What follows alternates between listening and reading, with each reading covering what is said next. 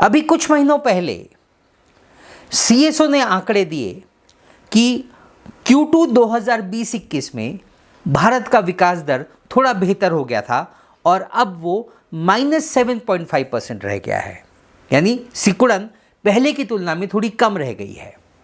उसके बाद अभी कुछ दिन पहले आंकड़ा आया कि जीडीपी का विकास दर अब पॉजिटिव में चला गया है और Q3 2020-21 में विकास दर 0.4% हो गया है, प्लस 0.4%।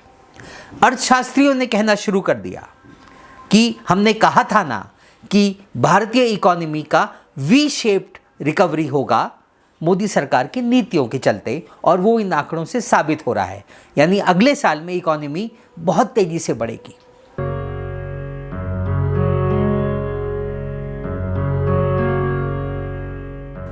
भारत सरकार का जो रिलीफ पैकेज था, जिसके बारे में प्रधानमंत्री ने खुद घोषणा की थी कि वो 20 लाख करोड़ का है, यानी जीडीपी का 10%, वो पूरा आंकड़ों का घोटाला था। सरकार ने असल में अधिक से अधिक 2 लाख करोड़ रुपए का खर्चा किया है, यानी जीडीपी का सिर्फ 1%।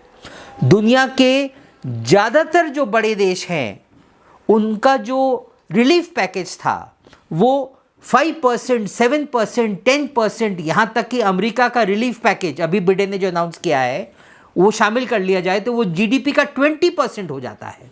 लेकिन हमारे देश की सरकार ने सिर्फ जीडीपी का 1% खर्चा किया। तो भारत की जो ये इकोनॉमिक रिकवरी हुई है, ये भारत सरकार के रिलीफ पैकेज के चलते नहीं हुई है। इन्होंने तो कुछ किया ही नहीं, सिर्फ इकोनॉमी को लॉकडाउन कर दिया। अब जब इकोनॉमी को पूरी तरह से लॉकडाउन कर दोगे, उसके बाद जब जून के बाद लॉकडाउन उठाना शुरू करोगे तो थोड़ी तो इकोनॉमिक रिकवरी होगी ही। उसमें सरकार का क्या श्रेय? यानी जो Q2 और Q3 में थोड़ी रिकवरी हुई है उसका भारत सरकार की नीतियों से कोई लेना देना नहीं है, उसका संबंध लॉकडाउन के उठाने से है। अब इसका यदि इसके पीछे एक और कारण पे चले तो हमको समझ में आएगा कि फिलहाल ये इकोनॉमी जैसी चल रही है उसमें ये जो थोड़ी सी इकोनॉमिक रिकवरी दिख रही है शायद ये भी ज़्यादा दिन ना चले। उसके लिए ये स्लाइड देखिए। जीडीपी के आंकड़ों में उसके जो अलग अलग भाग होते हैं उसमें एक आंकड़ा आता है प्राइवेट फाइनल कंजम्पशन एक्सपेंडिचर, उसको हिंदी में बोलते हैं निजी अंतिम उपभोग व्यय। ये आंकड़ा ये दर्शाता है कि जो जीडीपी का विकास दर है उसमें लोगों का जो उपभोग बढ़ा है उसका कितना योगदान है, यानी डिमांड का कितना योगदान है।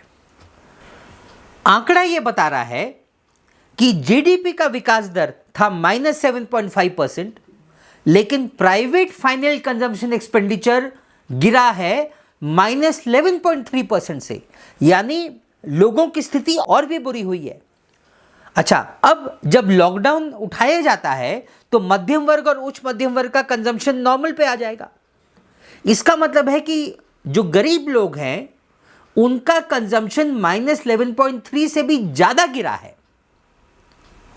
और यदि पहले 6 महीने का आंकड़ा लें तो लोगों का कुल कंजम्पशन -19% से गिरा है, यानी गरीब लोगों का कंजम्पशन इससे भी ज़्यादा गिरा है। इसका मतलब है कि जो इकोनॉमिक रिकवरी है ये डिमांड के बढ़ने से नहीं हुई है, बल्कि इकोनॉमिक रिकवरी इसलिए है क्योंकि प्राइवेट सेक्टर ने अपना निवेश बढ़ाया है, अपना इन्वेस्टमेंट बढ़ाया है। और जाहिर तौर पर यदि डिमांड नहीं बढ़ रही तो प्राइवेट सेक्टर बहुत ज़्यादा अपना इन्वेस्टमेंट नहीं बढ़ाने वाला। यानी ये रिकवरी यदि ऐसी ही चलती रही, भारत सरकार ने कुछ नहीं किया डिमांड बढ़ाने के लिए, तो ये रिकवरी बहुत लंबे समय तक नहीं चलने वाली है। और बजट से यही अपेक्षा की जानी चाहिए कि 2021 का जो बजट आया उसमें सरकार अपने खर्चे बढ़ाए और इकोनॉमी को बूस्ट दे। तो सरकार ने बजट में क्या किया, अब जरा इस साल के बजट आंकड़े देखे जाएं। बजट में 3 आंकड़े आते हैं, उसको जरा मैं समझा दूं। वो 3 आंकड़े हैं बजट एस्टिमेट, यानी बजट का अंदाज, दूसरा है रिवाइज्ड एस्टिमेट जिसको हिंदी में बोलते हैं सुधारित अंदाज, और तीसरा है एक्चुअल्स यानी वास्तविक। बजट अंदाज का मतलब होता है कि जैसे इस साल 2021 के बजट में सरकार ने अंदाज लगाया है कि 2021-22 में वो कितना खर्च करेगी, इसको बोलते हैं बजट अंदाज। अगले साल जब बजट फरवरी में प्रस्तुत होगा तब तक सरकार को एक अंदाज लग चुका होगा कि वो इस साल में कितना खर्च करने वाली है, लेकिन सही आंकड़ा इसलिए नहीं मिलेगा क्योंकि बजट प्रस्तुत होता है फरवरी में और वित्तीय वर्ष चलता है मार्च तक। तो इसलिए अगले साल के बजट पेपर्स में यानी 2022 के बजट में सरकार 2021-22 का सुधारित अंदाज प्रस्तुत करती है कि इस साल कितना खर्च वो करने वाली है। मई तक आते आते वित्तीय वर्ष पूरा हो चुका होता है और सरकार के पास यह आंकड़ा आ चुका होता है कि 2021-22 में उसने वास्तविक कितना खर्च किया, यानी 2023 के बजट पेपर्स में 2021-22 का वास्तविक आंकड़ा आ जाता है कि सरकार ने कितना खर्च किया। यानी किसी भी साल में सरकार ने सही अर्थों में, वास्तविक अर्थों में कितना खर्च किया, ये आंकड़ा 2 साल बाद के बजट पेपर्स में आता है।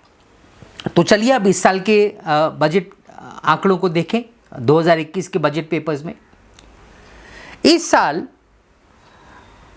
2020-21 का जो सुधारित अंदाज है, यदि हम उसकी तुलना करें 2020-21 के बजट अंदाज से तो ये पता चलता है कि सरकार ने इस साल अपने खर्चे 13.4% से बढ़ाए।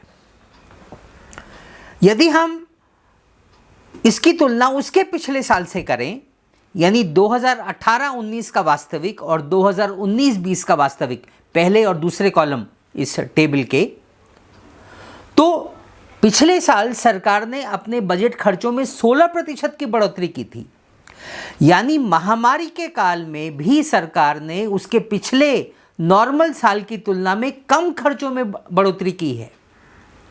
और अब यदि हम इस साल का आंकड़ा देखें 2021-22 का जो सरकार ने बजट में अंदाज प्रस्तुत किया है, तो वो पिछले साल के सुधारित अंदाज से सिर्फ 0.95% यानी 1% से भी कम बढ़ोतरी हुई है। यानी सरकार ने इस साल अपने बजट में कोई विशेष खर्चों में बढ़ोतरी करने का प्रस्ताव दिया ही नहीं है। तो फिर इकोनॉमी को बूस्ट कैसे मिलेगा, उसके बारे में निर्मला सीतारमण ने कुछ समय पहले बेंगलोर में अपने एक भाषण में ये बोला है कि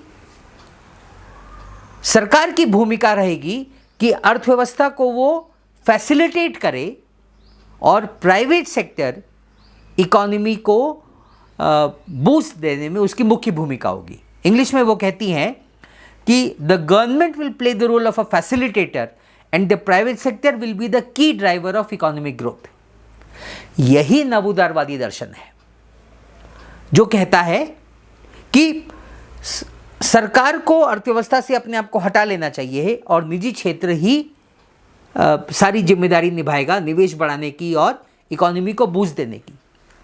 ये एकदम बेवकूफ़ी भरा आर्थिक सिद्धांत है। जब इकोनॉमी मंदी में रहती है यानी डिमांड नहीं है तो प्राइवेट सेक्टर उत्पादन बढ़ाएगा ही क्यों? ऐसे में फिर इकोनॉमी कैसे विकसित होती है? इसके बारे में कीन्स ने आज से 100 साल पहले आर्थिक सिद्धांत दिया था कि यदि इकोनॉमी मंदीग्रस्त है तो ऐसे में सरकार को अपने खर्चे बढ़ाने चाहिए, चाहे वो कर्जा लेकर करे, चाहे वो नोट छाप के करे। और सरकार यदि अपने खर्चे बढ़ाती है और उसके द्वारा रोजगार निर्मित करती है तो बढ़े हुए रोजगार के चलते चूंकि डिमांड बढ़ेगी तो प्राइवेट सेक्टर में उत्पादन बढ़ेगा, तो प्राइवेट सेक्टर में रोजगार की निर्मित होगी और कुल मिलाकर जो प्राइवेट सेक्टर का प्रॉफिट बढ़ेगा उसके चलते सरकार की टैक्स आमदनी बढ़ जाएगी, यानी सरकार के पास पैसे वापस आ जाएंगे और उधर इकोनॉमी को बूस्ट मिल जाएगा। यही आर्थिक सिद्धांत महामारी के समय जो दुनिया भर की अर्थव्यवस्थाएं संकटग्रस्त हुई हैं तो सारे विकसित देशों ने यही आर्थिक सिद्धांत का पालन किया है और उसके चलते तमाम विकसित देशों ने अपनी इकोनॉमी का 5, 10, 15 यहाँ तक कि यूएस में 20% का उन्होंने इकोनॉमी में निवेश बढ़ाया है सरकारी क्षेत्र में। भारत अंदाज लगा रहा है, भारत सरकार, कि इस साल भारत सरकार अपने खर्चों में सिर्फ 1% की बढ़ोतरी करेगी। इससे इकोनॉमी को बूस्ट कैसे मिलेगा? यानी कुल मिलाकर सरकार इकोनॉमी को आगे बढ़ाने में कोई भूमिका निभाना नहीं चाहती। ऐसा क्यों कर रही है, इसके बारे में इस व्याख्यान में ज़्यादा बात करने का समय नहीं है, लेकिन कुल मिलाकर भारत सरकार के ऊपर जो IMF विश्व बैंक की शर्तें लगी हुई हैं, सरकार उन शर्तों का ईमानदारी से पालन कर रही है। वो शर्तें यही कहती हैं कि सरकार को इन्वेस्टमेंट नहीं बढ़ाना चाहिए और प्राइवेट सेक्टर, विशेषकर विदेशी पूंजी को देश में आने की खुली छूट मिलनी चाहिए। और विदेशी कैपिटल आएगा तो जब उसको इकोनॉमी में इन्वेस्ट नहीं करना है क्योंकि डिमांड नहीं है, तो ऐसे में फिर सरकार निजीकरण करके सारे सरकारी क्षेत्रों को प्राइवेट करके उनको इंसेंटिव देगी कि तुम आओ और देश में इन्वेस्टमेंट करो। तो कुल मिलाकर ये पूरी जो फिलॉसफी है, ये निजीकरण की ज़मीन तैयार कर रही है। यही इस बजट का असली मकसद है। और क्या हुआ बजट में, ये हम अगली बार चर्चा करेंगे। धन्यवाद।